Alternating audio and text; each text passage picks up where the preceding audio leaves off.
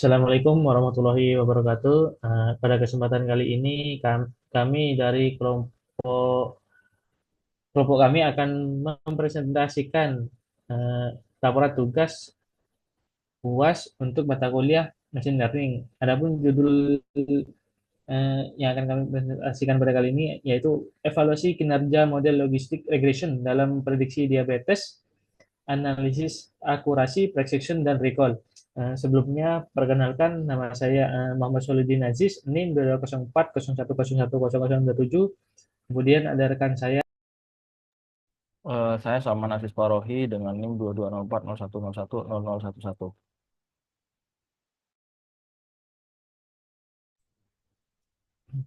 Baik, selanjutnya Mas.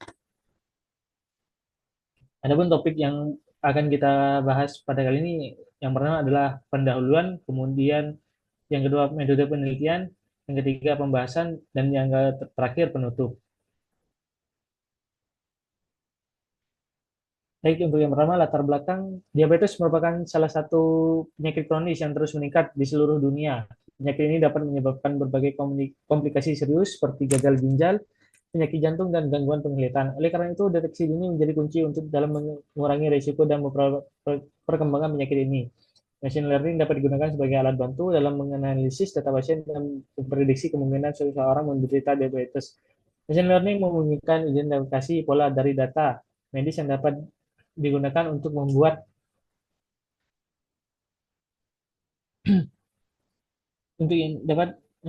membuat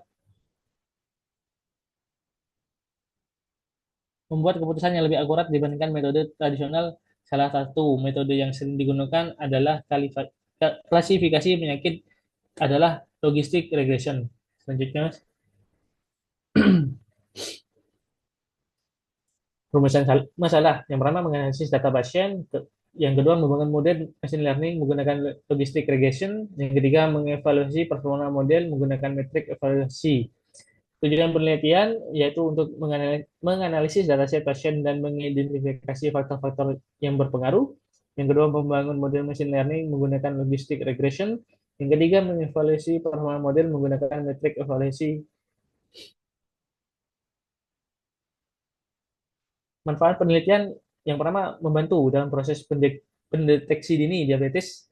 Yang kedua, menjadi referensi sebagai penelitian selanjutnya dalam pengembangan model prediksi penyakit. Yang ketiga, meningkatkan kesadaran akan faktor-faktor risiko diabetes dan pentingnya deteksi dini.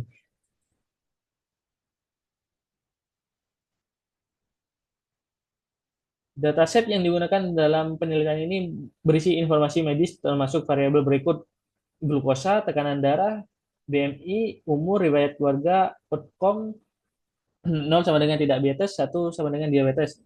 Dataset ini terdiri dari 231 data uji dengan distribusi kelas yang tidak seimbang. Lebih banyak pasien diabetes daripada diabetes. Data ini dikumpulkan dari rekam medis pasien dan telah melalui tahap pemeriksaan untuk memastikan akurat serta kualitas sebelum digunakan. Teknik machine learning yang digunakan adalah logistic regression yang merupakan model klasifikasi biner yang sederhana namun efektif dalam menangani masalah prediksi diabetes. Logistic regression bekerja dengan menghitung probabilitas suatu kejadian berdasarkan kombinasi linear dari variabel input yang diberikan dan kemudian menerapkan fungsi sigmoid untuk mendapatkan output dalam rentang 0 hingga 1.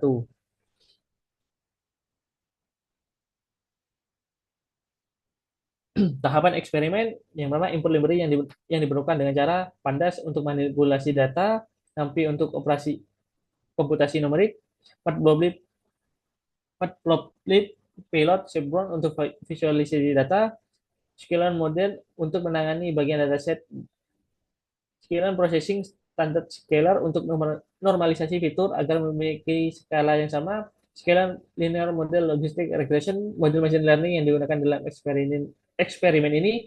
Yang terakhir, Sklearn metric untuk mengevaluasi performa model.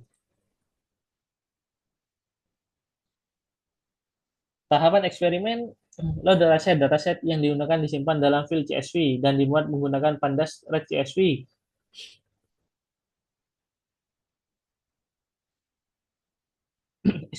eksplorasi data dengan cara melihat 5 baris pertama dataset, kemudian informasi dataset, yang ketiga mengecek nilai yang hilang, kemudian yang keempat distribusi target.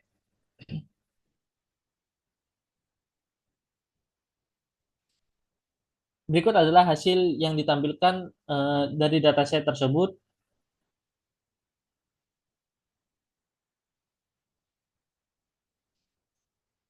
Tahapan eksperimen, pemisah fitur dan target dataset kemudian dibagi menjadi dua bagian, fitur X dan target Y. Ini bertujuan agar model dapat belajar dari fitur-fitur yang ada untuk memprediksi nilai outcome.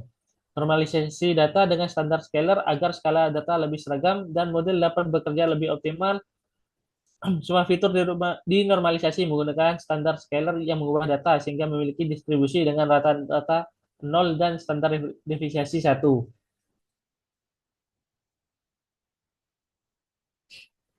Selanjutnya, silakan Mas Salman untuk melanjutkan. Oke, terima kasih Mas Solehudin. Selanjutnya saya akan menjelaskan dari penjelasan dari Mas Solehudin, yaitu tahapan berikutnya itu split data. Jadi split data ini untuk membuat data training dan data testing, kami menggunakan 70% data training dan 30% data testing. Kemudian yang berikutnya pelatihan model logistik regression. Jadi model logistik regression ini digunakan untuk klasifikasi antara penderita diabetes yang dilambangkan notasi 1 dan bukan penderita diabetes yang dilambangkan angka 0. Model ini bekerja dengan menghitung probabilitas dari setiap sampel masuk ke dalam salah satu dua kelas. Model dilatih menggunakan data latih X-train dan Y-train agar dapat mengenali pola yang ada pada data.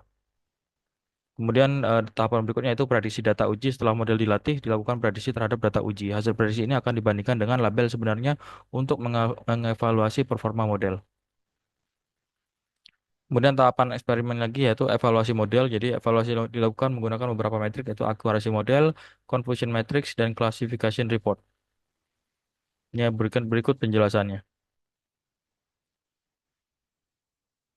Nah, berikut hasil evaluasi modelnya. Jadi akurasi model ini sebesar 73,59%, kemudian precisionnya itu 0,8, recallnya 0,79, advance score-nya 0,8, supportnya 151. Eh, itu untuk data yang non diabetes. Kemudian yang data diabetes itu precisionnya 0,62, recallnya 0,62, advance score-nya 0,62 dan supportnya 80. Kemudian tools yang digunakan termasuk Python sebagai bahasa pemrograman utama serta Google Colab sebagai platform untuk menjalankan eksperimen secara efisien tanpa perlu konfigurasi lokal yang kompleks. Library Scikit-learn digunakan untuk membangun dan mengevaluasi model machine learning, sementara Pandas dan NumPy digunakan untuk manipulasi data. Selain itu, Matplotlib dan Seaborn dimanfaatkan untuk visualisasi data agar dapat memberikan wawasan lebih dalam terkait distribusi variabel dan hasil klarifikasi. Kemudian, berikutnya pembahasan, jadi hasil evaluasi yang sudah saya sampaikan tadi. Jadi di sini ada eh, aktual di sini ada faktual, kemudian ada predicted. Yang aktual itu nolnya itu non diabetes, satu itu diabetes. Di sini nol, aktualnya nol. Kemudian yang diprediksi juga nol itu sebanyak 120, berarti dia termasuk apa namanya? Dia aktualnya itu nol, kemudian diprediksinya itu memang tidak tidak sakit diabetes itu sebesar 220 orang. Kemudian dia itu non diabetes, namun diprediksi diabetes itu sebesar 31 orang. Kemudian dia itu sebenarnya aktualnya diabetes, tapi diprediksi tidak sakit diabetes itu 30 orang. Kemudian yang terakhir dia itu em, diabetes dan dia itu diprediksi diabetes itu sebesar 50 orang. Jadi precisionnya itu 0,8 seperti yang saya jelaskan tadi.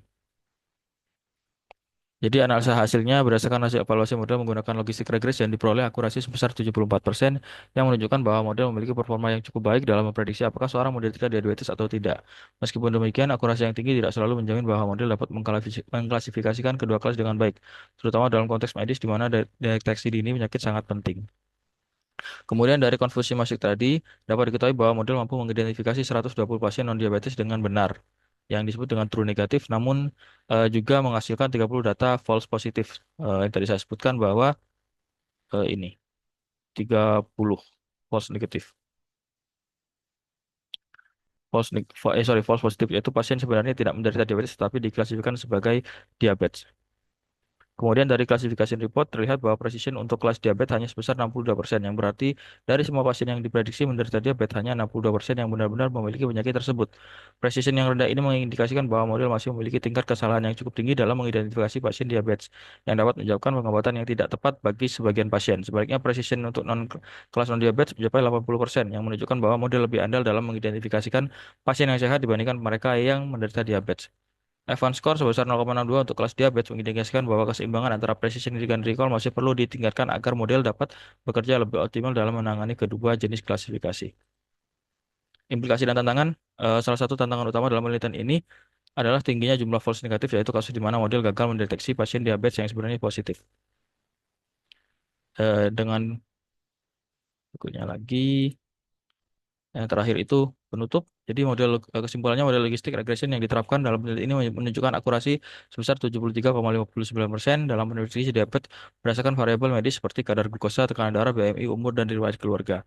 Meskipun performa model cukup baik, tetapi terdapat kelemahan dalam mendeteksi pasien dengan diabetes yang ditunjukkan oleh nilai recall sebesar 62% untuk kelas diabetes. Penelitian ini diharapkan dapat menjadi dasar untuk pengembangan model prediksi yang lebih akurat dan bermanfaat dalam meningkatkan kesadaran masyarakat terhadap faktor risiko diabetes serta pentingnya pemeriksaan kesehatan secara berkala. Saran berdasarkan hasil penelitian ini terdapat beberapa saran yang dapat diberikan untuk pengembangan model diabetes di mana di masa depan pertama penggunaan metode machine learning yang lebih kompleks seperti random forest atau XGBoost. Kemudian terakhir, implementasi sistem prediksi berbasis machine learning dalam aplikasi kesehatan dapat menjadi solusi praktis untuk membantu tenaga medis dalam melakukan deteksi dini sehingga pengobatan dan pencegahan dapat dilakukan lebih cepat dan lebih efektif. Demikian presentasi dari kelompok kami. Kami ucapkan Assalamualaikum warahmatullahi wabarakatuh.